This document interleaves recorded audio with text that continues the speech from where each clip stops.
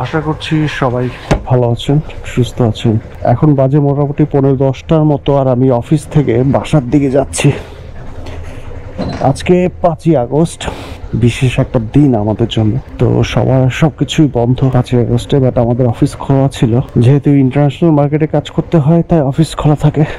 আজকে যে বিষয়টা নিয়ে কথা বলবো সেটা হচ্ছে আমাদের অনেকের বাইকেই মাইলেজে আমরা অনেক সমস্যা পাই ইদানিং, বাট প্রপার কারণটা অনেকে বাইক করতে পারি না। যেমন ধরেন এই যে FZS V2 বাইকে অনেকে মাইলেজের সমস্যা পাচ্ছেন, বাট প্রপার রিজনটা কি সেটা বের করতে পারছেন না। তো এটার পিছিয়ে বেশ কিছু কারণ আছে। তো আমি মেজর 2-3টা কারণ আগে বলবো, এরপর মাইনর কিছু কারণও আছে, সেগুলোও বলবো।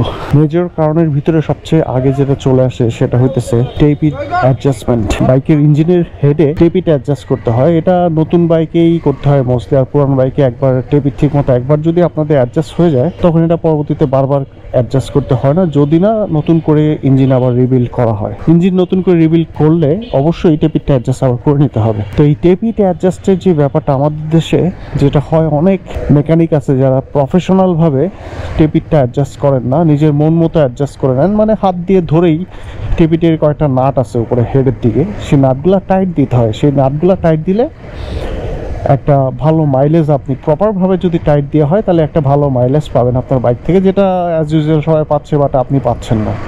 আবার বেশি হালকা করে রাখলে টেপিটটা, তখন কিন্তু টিকটিক করে একটা সাউন্ড আসে ইঞ্জিনের উপরের থেকে, মানে ইঞ্জিনের ভিতর থেকে একটা সাউন্ড আসে। তো প্রপার অ্যাডজাস্টমেন্টের জন্য যেটা করতে হবে সবার আগে, এটা হচ্ছে সবচেয়ে গুরুত্বপূর্ণ আপনার বাইকের মাইলেজের জন্য। অন্যান্য কারণও অনেক গুরুত্বপূর্ণ, বাট এটা হচ্ছে সবচেয়ে মেজর রিজন।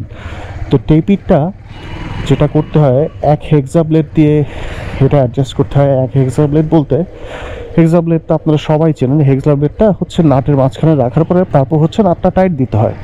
ওইভাবে টাইট দিলে আপনার প্রপার অ্যাডজাস্টমেন্টটা হয়।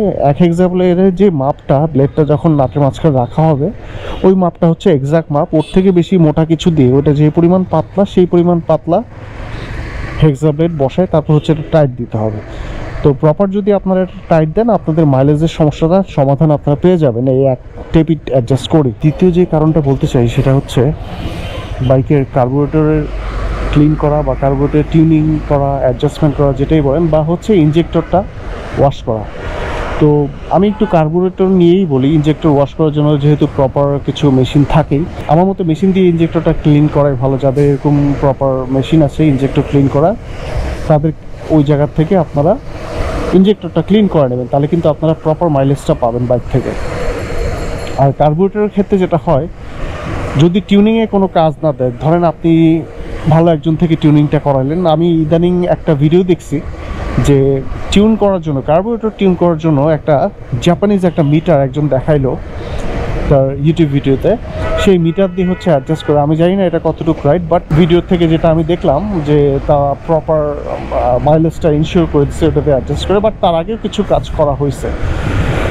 তো এরকম কার্বোরেটর টিউন করে যদি আপনার কোনো লাভ না হয়, তখন যেটা করতে হবে, পুরোটা কার্বোরেটরই আপনাকে খুলতে হবে। পুরো কার্বোরেটর খুলে কার্বোরেটরের ভিতরে বাটারফ্লাই বা যা যা জিনিস আছে, পিস্টন টিস্টন, ওটা একবারে খুলে একেবারে মানে অকটেন দিয়ে পুরোটা ওয়াশ করতে হবে। ওয়াশ করলে হবে কি, কার্বোরেটর কিন্তু এর ভিতরে বাটারফ্লাই থাকে। বাটারফ্লাইগুলো যখন আপনি পিক আপ দেন, তখন এই বাটারফ্লাইগুলো ওপেন হয় আবার বন্ধ হয়, এবং এর সাথে কিন্তু আপনার বাতাস বা তেল পরে ইঞ্জিনের ভিতরে যায়। সো প্রপার যদি আপনার তেল না যায়, যদি ময়লা থাকে, তখন একবার কিন্তু তেল বেশি যাবে, একবার তেল কম যাবে। তো এরকম যদি মানে অ্যাডজাস্টেড না থাকে, একবার কম একবার বেশি গেলে কিন্তু আপনার মাইলেজটা আপনি কম পাবেন। তো আপনারা চেষ্টা করবেন প্রফেশনাল কারো কাছ থেকে কার্বোরেটরটা এরকম ওয়াশ করে নিতে। কারণ কার্বোরেটর যারা অনেকে দেখবেন যে পোলাপান দিয়ে কার্বোরেটর খোলায় অনেক গ্যারেজে, ওইসব জায়গা থেকে কখনো কার্বোরেটরটা ওয়াশ করবেন না। কারণ যখন কার্বোরেটর ঠিকমতো অ্যাডজাস্ট না করা হয় একবার খোলার পরে, তখন কিন্তু দেখবেন কার্বোরেটর থেকে অনেক সময় তেল পড়তে থাকে, বা কার্বোরেটর খোলার পরে বাইকের পিক আপটা অটোমেটিক মানে বাড়তে থাকে। একবার পিক আপ দিয়ে ছেড়ে দিবেন, দেখবেন যে পিক আপটা আর কমতেছে না, অনেক আস্তে আস্তে কমতেছে, এরকম সমস্যা হয়। সো আপনারা প্রফেশনাল কারো কাছ থেকেই কার্বোরেটরটা ওয়াশ করাবেন। একেবারে সব যন্ত্রপাতি, নাট টাট যা আছে সব কিছু খুলে পেট্রোল দিয়ে ওয়াশ করবেন। এরকম করে যদি আপনারা পরে সেটিং করেন, দেখবেন যে অনেকটা স্মুথ পিক আপ পাচ্ছেন। মানে পিক আপে হাত দিলেই আপনি বুঝতে পারবেন যে আপনার পিক আপের সাউন্ড চেঞ্জ হয়ে গেছে, তারপর হচ্ছে পিক আপটা অনেক স্মুথ পাচ্ছেন। এটা হচ্ছে সেকেন্ড একটা রিজন। আর থার্ড আরেকটা রিজন আছে, সেটা আমি বলি, এটা অনেকেরই বিশ্বাস হবে না। সেটা হচ্ছে বাজারে কিন্তু অনেক রকমের এয়ার ফিল্টার পাওয়া যায়। আপনারা এই যে V2 বাইকের এয়ার ফিল্টারে দেখবেন কোনো জায়গায় 600, কোনো জায়গায় 200, 250, 300 এরকম দামে সেল করে। বাট একটা জিনিস দেখেন যে এটার ভিতরে যে কাগজটা থাকে এয়ার ফিল্টারে, যেটা আর কি বেসিক্যালি ফিল্টার করে, ওইটার কোয়ালিটি আকাশ আর পাতাল তফাৎ অরিজিনাল আর ডুপ্লিকেটটার ভিতরে। তো অরিজিনালটা ধরলেই আপনি বুঝতে পারবেন এটা স্মুথনেস বা এটা পেপারের কোয়ালিটিটা আপনি ধরলেই বুঝতে পারবেন।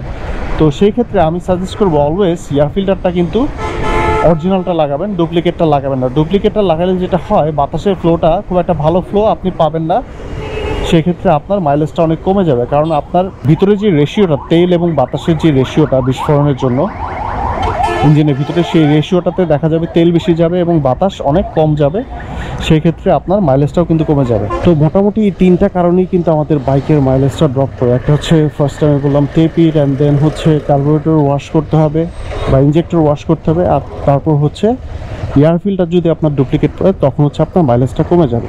এছাড়াও আরও কিছু ব্যাপার আছে যেটার কারণে মাইলেজ কমতে পারে, বাট আপনি হয়তো জিনিসটা ওইভাবে আইডেন্টিফাই করতেছেন না, বা আপনার কাছে জিনিসটা খুবই নর্মাল মনে হচ্ছে। সেটা হচ্ছে আপনার বাইকের চাকা যদি জ্যাম থাকে, বাট আপনি কিন্তু চালানোর সময় এটা বুঝবেন না যে চাকাটা যে একদিনে জ্যাম হয়েছে এরকম না, আস্তে আস্তে সেটা জ্যাম হয়ে যাবে এবং আস্তে আস্তে আপনি ওটার সাথে ইউজড হয়ে যাবেন, তখন বুঝবেন না। এবং কোনো প্রফেশনাল কাগজ থেকে যখন চাকাটা ঘোরাবেন ডাবল স্ট্যান্ড করে, তখন সে কিন্তু ঠিকই বুঝবে চাকাটা একেবারে জ্যাম হয়ে আছে।